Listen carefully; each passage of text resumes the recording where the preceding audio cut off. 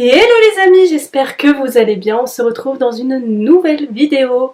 Et comme promis dans ma dernière vidéo, il s'agit d'un petit chit-chat make-up, un petit concept très chill, où je vous raconte ma vie tout en me maquillant et voilà. Donc ça va être une vidéo plutôt longue, asseyez-vous, prenez à boire, à manger, ce que vous voulez, parce que la vidéo va être plutôt longue. Le principe, vous l'avez compris, je vous parle, on se parle. Je réponds à ce que vous m'avez demandé dans les commentaires de ma dernière vidéo et je me maquille en même temps. Voilà. Et on va commencer par se maquiller. J'ai commencé par la base. Tous les produits que j'utiliserai seront en barre d'infos, donc n'hésitez pas à les regarder si vous voyez qu'il y en a qui a l'air plutôt pas mal. Comment allez-vous? Je me sens comme une vraie youtubeuse quand je dis ça. L'un des sujets que vous voulez que je vous parle dans mon chit-chat make-up, c'est d'où est venue cette passion pour le make-up, comment je me suis dit Jessica, le make-up et toi, ça peut le faire. Alors du coup j'ai dû regarder dans mes anciennes photos pour voir quand est-ce que j'avais commencé à vraiment me maquiller, genre pas juste un rouge à lèvres, tout ça, parce que oui, à la base ma passion du make-up part du rouge à lèvres. Quand j'étais plus jeune, j'adorais le rouge à lèvres, mais vraiment, je mettais que du rouge à lèvres rouge, vraiment tout le temps. Je sais pas si c'était au collège ou au lycée. Le rouge à lèvres, c'était une grande passion. J'achetais plein de rouge à lèvres, et des rouges à lèvres, pas des rouges à lèvres nude, hein, des rouges à lèvres bien pétants, genre rouge, rose fuchsia, tout ça. J'ai jeté des rouges à lèvres que je mettais quand j'étais plus jeune et je me suis dit, mais comment tu as pu porter ça un jour dans ta vie? C'était vraiment n'importe quoi. Donc c'est le rouge à lèvres. Après je suis passée à la phase, comme tout le monde je pense, rouge à lèvres, petit crayon noir en muqueuse inférieure, petit eyeliner, tout ça. Eyeliner super bien fait d'ailleurs. Ça va être compliqué parce que j'ai pas réussi à me maquiller et à me parler en même temps. Je vais utiliser le fond de teint Mireille que j'ai jamais utilisé en vidéo, qui est un fond de teint cushion que j'aime beaucoup d'ailleurs. Du coup voilà, donc c'était eyeliner, rouge à lèvres pendant un très long moment, jusqu'à 2016, donc même après mon bac, je me maquillais que comme ça, genre rouge à lèvres, eyeliner, puis voilà quoi, j'étais heureuse comme ça, jusque du coup à mon bac. Je vous raconterai d'ailleurs après ce que j'ai fait comme étude, mon parcours scolaire, parce que c'était aussi un sujet qui vous intéressait. Et après, commencer à regarder YouTube, parce que j'ai regardé vidéos YouTube hyper tard en fait. Je me suis rendu compte en parlant avec mes potes que moi j'ai regardé YouTube hyper tard, genre tout ce qui est Sananas, Sandrea, enfin les boss de YouTube quoi. Je les ai découverts en 2016, parce que j'ai fait un mémoire sur YouTube, un mémoire en lien avec mes études. Et du coup j'ai fait des études de com, mais ça je vous l'ai déjà dit dans ma première vidéo, n'hésitez pas à aller la voir d'ailleurs si vous voulez me connaître un peu plus par le biais du make-up. Du coup j'ai fait un mémoire sur YouTube, les youtubeuses beauté, tout ça, et donc c'est là que j'ai vraiment commencé à découvrir le make-up en soi, parce que bon je me maquillais mais c'était un make-up rapide quoi, genre rien de foufou. Du coup c'est je pense à partir de ce mémoire j'ai commencé à vraiment regarder des vidéos YouTube pour les cours et tout. Très bizarre de dire ça. Après le make-up j'aimais ça hein, mais c'est juste que je me maquillais pas trop. C'est de là qu'est née ma passion pour le make-up. Après j'ai commencé à beaucoup plus me maquiller, à faire beaucoup plus de folie avec du make-up, à vraiment avoir une passion énorme, à vouloir acheter tout plein de make-up, tout ça. Et après voilà, après j'ai découvert Marion Caméléon et c'est là que c'était l'apogée de la passion pour le make-up. Je suis un pur produit de youtubeuse beauté. Et j'ai vraiment kiffé. Et après, donc j'ai commencé à me maquiller, beaucoup plus me maquiller, à être un peu plus originale avec le make-up, à pas faire qu'un eyeliner et du rouge à lèvres quoi. Après, du coup, j'ai... Je sais pas, je me maquillais avec mes potes me disaient que c'était joli, du coup j'ai commencé à faire des tutos sur Snap. Je me rappelle, j'avais une story privée et je faisais des tutos. Et après, c'était il y a pas longtemps, hein, genre c'était quoi, 3 ans je dirais. Après j'ai fait un Insta privé pour mes potes. Ça c'était l'année dernière, genre 2020, ouais 2020 je crois. Je fais un Insta privé où pareil je faisais des tutos pour mes potes. Et à un moment je me suis dit, et on m'a dit, hein, parce que je me suis pas lancée de moi-même sur YouTube, on m'a vachement encouragée. Et je me suis dit, pourquoi pas YouTube? Vas-y, lance-toi, même si bon, je suis pas la meilleure des maquilleuses, hein, je ne me maquille pas non plus waouh. Mais c'est juste que j'adore ça, vraiment j'adore le make-up, j'adore avoir des nouveaux produits, tester de nouveaux produits, voir si un produit est bien, enfin vraiment j'adore ça. En fait j'adore tester du make-up. Je vais pas vous dire que je me maquillais de ouf quand j'étais au lycée, quand j'étais au collège, que je faisais des make-up oufissimes, pas du tout. Et c'est vraiment après le bac que tout a commencé, je dirais. Je faisais un petit délire sur Snap où je copiais un peu les youtubeuses beauté, où j'expliquais comment je faisais ça. Et après je me suis dit mais vas-y c'est trop bien en fait de parler aux gens et d'expliquer comment tu fais ton make-up, si t'aimes bien ce produit, si t'aimes pas ce produit, c'est trop bien. Du coup ceci mène à mon parcours scolaire qui a aussi été beaucoup demandé, enfin beaucoup demandé, je fais trop la meuf. Parcours scolaire, j'ai fait un bac ES. Il y a très longtemps, bon je vais pas aller à 5 ans. J'ai fait un bac ES, j'ai obtenu mon bac du premier coup, j'ai eu mention bien pour ceux que ça intéresse, félicitations à moi. En même temps j'étais une élève très studieuse, très intello sur les bords. La petite intello du coin quoi, qui avait pas trop de potes, c'était moi. Je savais pas du tout ce que je voulais faire après. Je sais même pas comment j'en suis arrivée à la com d'ailleurs. Je saurais pas vous dire. Ah si, je me souviens. J'avais fait un TPE, enfin comme tout le monde quoi, j'ai fait un TPE, la publicité dans l'art ou l'art dans la publicité. Et je pense que bah, c'est ça qui m'a menée vers la com. Je me suis dit mon TPE était trop bien. On avait fait un truc trop bien. Et je pense que c'est ça qui m'a menée vers la com parce que de nature je suis une personne hyper réservée, hyper timide. Donc je serais pas allée dans la com comme ça, sachant que la com c'est principalement parler en public les premières années. C'est faire beaucoup d'oraux, beaucoup de travaux, de groupe, tout ça, donc vraiment pas moi. Mais je me suis lancée là-dedans et j'ai fait un DUT com et je l'ai fait à l'IUT Paris Descartes, donc un super IUT que j'allais dire que je recommande, mais c'est pas comme si vous pouviez aller acheter des trucs là-bas. Mais si vous cherchez un bon IUT, sachez que le DUT Paris Descartes est top. Petite pub qui n'a aucun sens. 2 ans de DUT, j'ai eu mon DUT, parfait. Et après, on hésitait, parce que c'est là-bas que j'ai rencontré mon cadreur. Et on hésitait, on voulait faire une licence pro, sauf qu'on s'est pris beaucoup trop tard, et il n'y avait plus du tout de licence pro disponible. Du coup, on a cherché une école de com privée. On a été pris à l'ISEG. Voilà, l'ISEG... Voilà, bref. Du coup on a fait 3 ans là-bas, donc j'ai un master 2. J'ai fait 5 ans d'études en com. J'ai hésité en première année de DUT à arrêter la com parce que encore une fois c'était pas du tout fait pour moi. Enfin je pensais qu'à la base c'était pas du tout fait pour moi parce que comme je vous ai dit je suis une personne hyper timide, hyper réservée. Donc parler devant un public c'était une cata. Ça me stressait énormément. Bon, au bout de 5 ans, je m'y suis faite. Et voilà. J'ai eu mon master l'année dernière, donc j'ai fini mes études l'année dernière en 2020. Voilà, diplômée depuis peu. Du coup, pendant ces 5 années, j'ai fait un stage tous les ans. De ma première à ma 5e année, j'ai fait un stage. Mon premier stage, c'était pour une agence d'architecture d'intérieur. Deuxième année, j'ai fait un stage dans une entreprise d'étiquettes pour enfants. Et après, c'est en 3e année que j'ai vraiment commencé à me spécialiser dans la com niveau cosmétique, parce que c'était vraiment quelque chose qui me plaisait et c'était vraiment... En fait, dès ma première année en DUT de com, je savais que je voulais travailler dans l'univers des cosmétiques, enfin dans la com pour des marques de cosmétiques, parce que c'est vraiment ce que j'adorais. En plus, je me suis dit, forcément, quand tu travailles dans un truc où t'es passionné, bah ça te pousse à vouloir faire mieux et tout. Sauf que première année, deuxième année, c'est très compliqué pour des marques de cosmétiques d'accepter une stagiaire qui a même pas d'expérience. Donc c'était très compliqué.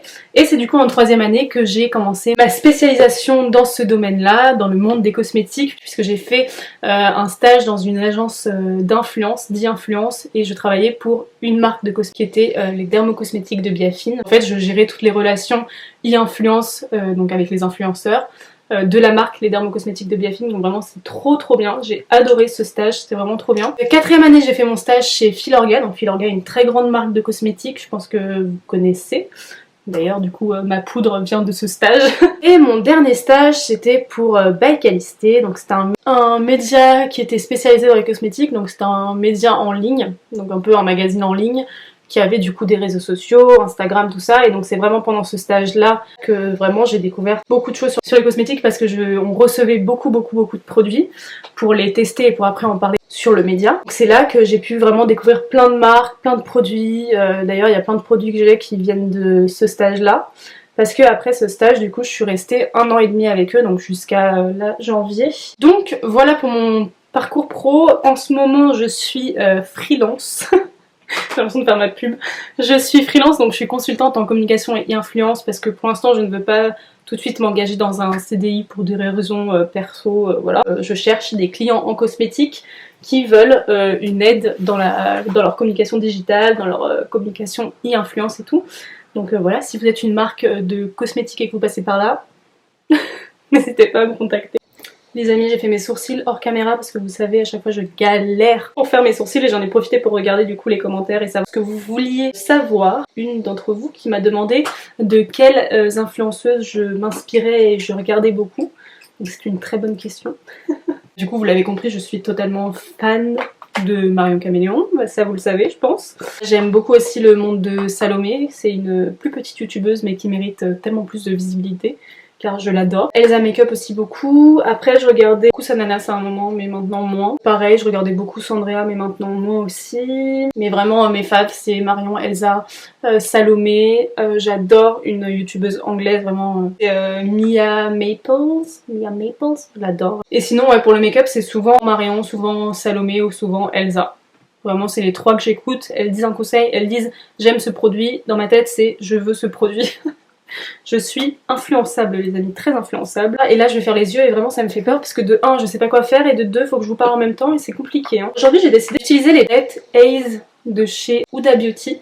Donc je sais pas laquelle je vais utiliser, je pense que je vais utiliser la violette. Je regarde beaucoup plus d'autres vidéos, genre j'adore, bah, comme je vous ai dit dans mon vlog, j'adore regarder des vlogs et j'adore regarder les vlogs de maman, ce qui est Baby Chou Family, Ellie Rose, tout ça. Oui, j'ai 23 ans et alors. Il y a une d'entre vous aussi qui m'a demandé quel était mon ressenti par rapport à ce confinement parce que oui, j'habite en région parisienne, donc confinée en ce moment.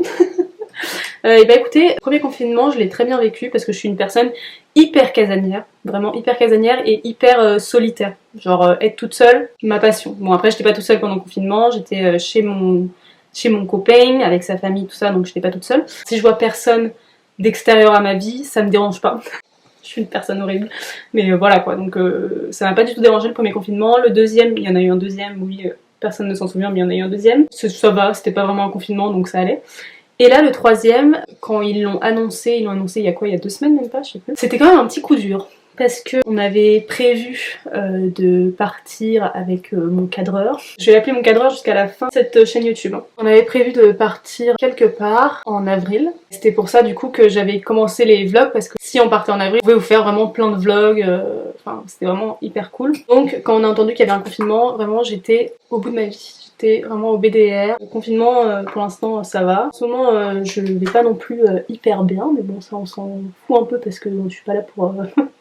pour déprimer les gens, mais c'est bien de le dire aussi, hein, mais je remets en question beaucoup d'aspects de ma life, notamment l'aspect pro, parce que bah, je fais YouTube maintenant, je fais cette chaîne, et forcément, quand tu commences un truc qui te passionne vraiment, parce que faire des vidéos YouTube, vraiment ça me remplit de joie, et ça me fait trop plaisir, et les monter, et les regarder après, et voir vos commentaires, voir vos likes, enfin voir tout ça, j'adore.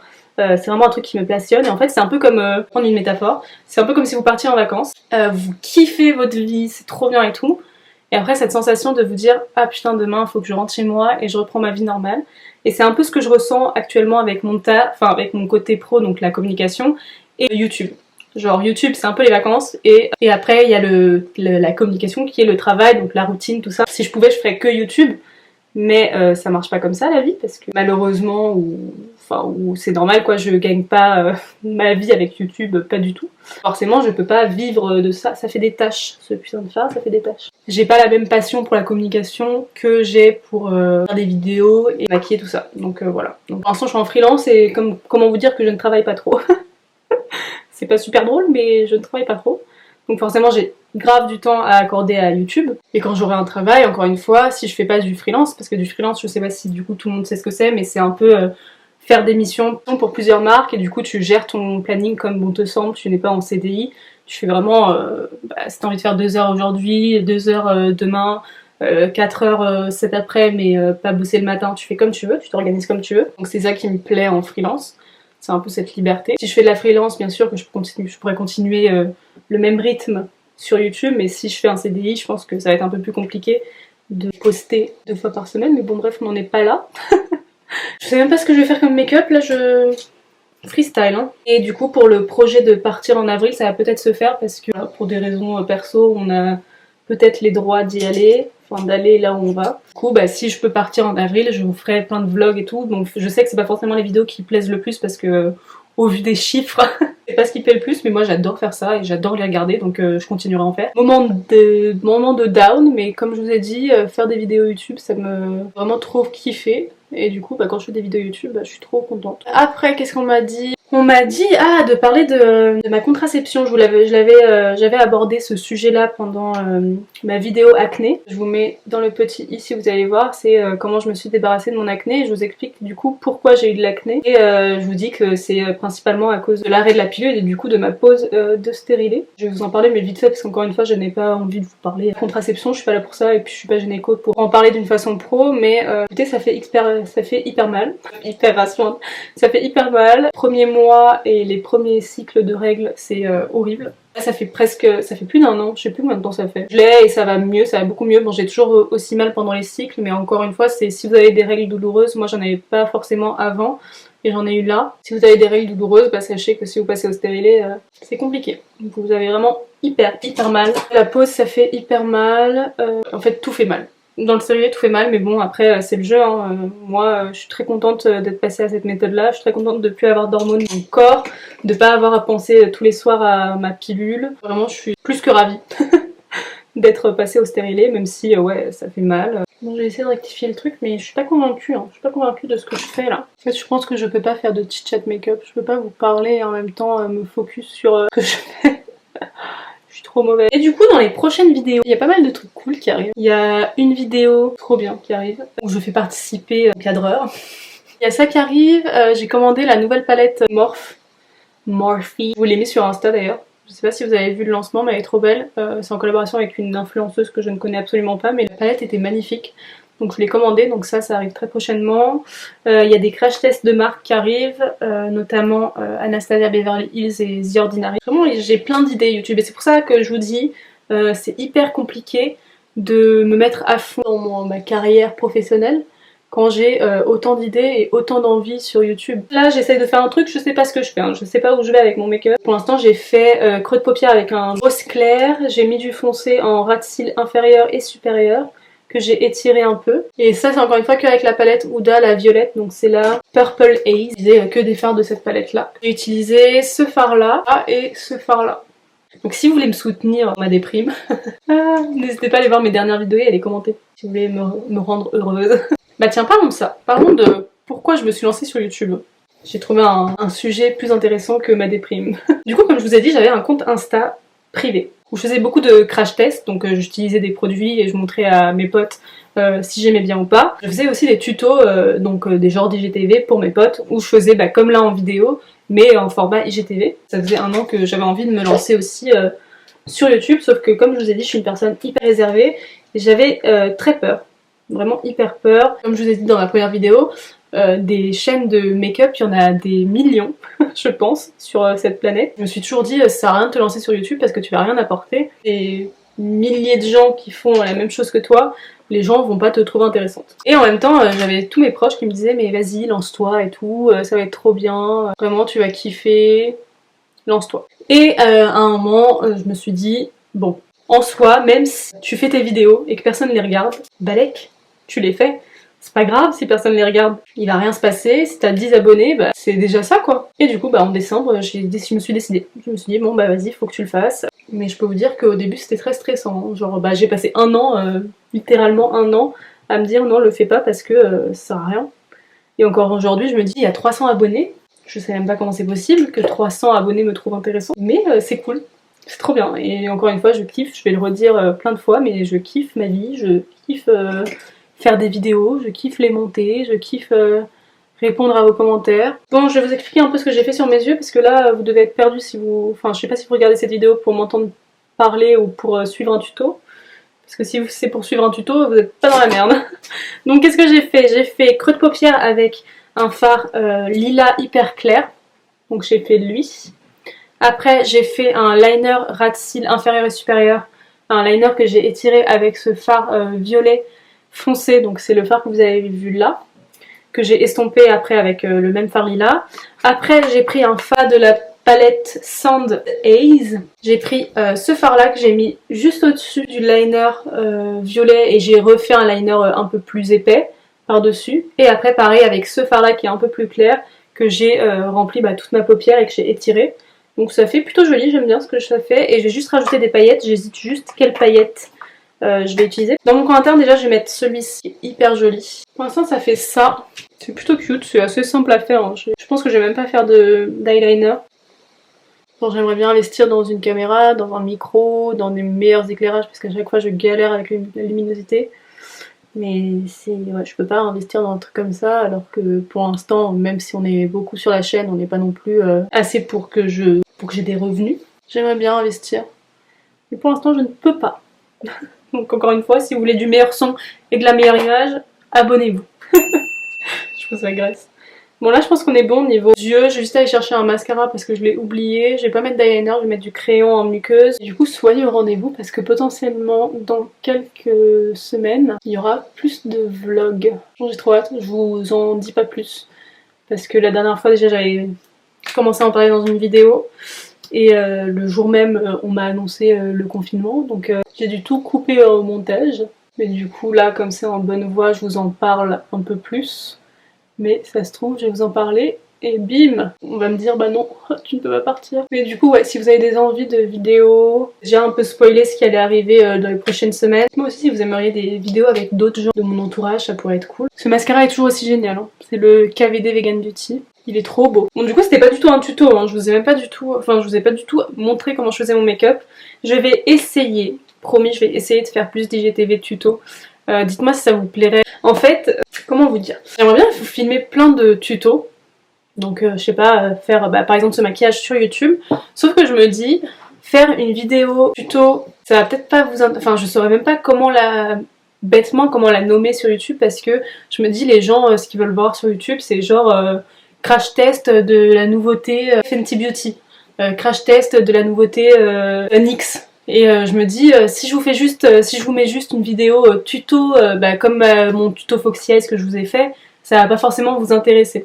Alors que je pense que si, il y a des gens qui adoreraient voir juste un tuto et pas forcément que des nouveautés ou que des crash tests ou que des trucs comme ça, mais j'ai beaucoup de mal, je me dis, je sais pas, dites ce que vous en pensez, si vous pensez que ça pourrait le faire, de vous faire juste des tutos make-up pour les yeux. Parce que je sais que normalement, genre les vidéos YouTube, enfin les chaînes YouTube make-up font beaucoup de crash test nouveautés. Je sais pas comment faire, mais j'aimerais beaucoup faire plus de trucs comme ça parce que là en ce moment c'est beaucoup de crash test, palette, crash test, marque, crash test, unboxing, crash test, enfin c'est beaucoup de ça.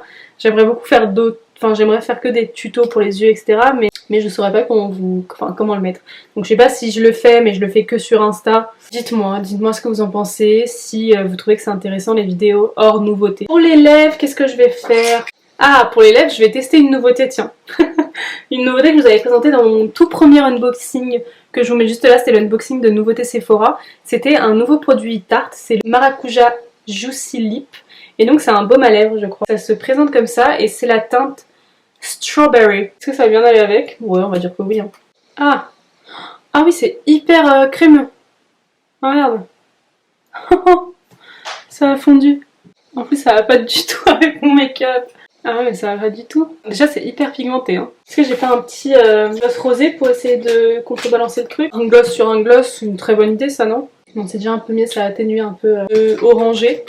J'espère que vous avez aimé ce format. N'hésitez pas à me dire en commentaire. N'hésitez pas à liker cette vidéo pour me soutenir. Vraiment, vous savez maintenant, après tout ce petit chat make-up, que pour me soutenir, il faut liker, il faut commenter, il faut vous abonner si vous n'êtes pas encore abonné. Il y a beaucoup de gens qui regardent mes vidéos qui sont pas abonnés, donc vraiment, n'hésitez pas à le faire. Ça vous coûte rien et moi, ça me rapporte énormément de soutien. J'espère que, ouais, encore une fois, ce petit chat make-up vous a plu, qu'il n'a pas été trop long, qu'il n'a pas été trop ennuyeux. Dites-moi tout ça en commentaire, faites-moi vos retours sur ce format. On se retrouve mercredi prochain pour une nouvelle vidéo et je vous fais plein de bisous.